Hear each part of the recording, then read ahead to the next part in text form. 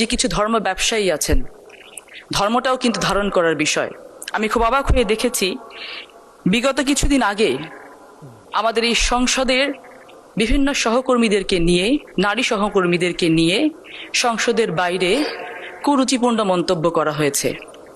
কিন্তু আমি অবাক হয়ে দেখেছি মাননীয় স্পিকার, সেটা নিয়ে আমাদের বিরোধী দলের নেতারা, সংসদ সদস্যরা, এমনকি এনসিপি যারা জেন জিকে ওন করে বলেন, তারা পর্যন্ত একটি নিন্দা প্রস্তাব আনেননি।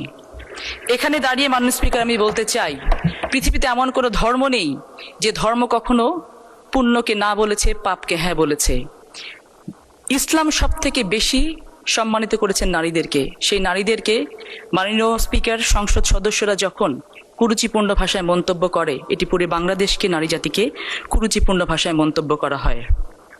মাননীয় স্পিকার, সৌভাগ্য হয়নি শহীদ রাষ্ট্রপতি জিয়াউর রহমানের কাছ থেকে রাজনীতি শেখার, কিছুটা সৌভাগ্য হয়েছে আমাদের দেশনেত্রী, আপসীন নেত্রী বেগম খালেদা জিয়ার কাছ থেকে রাজনীতি শেখার।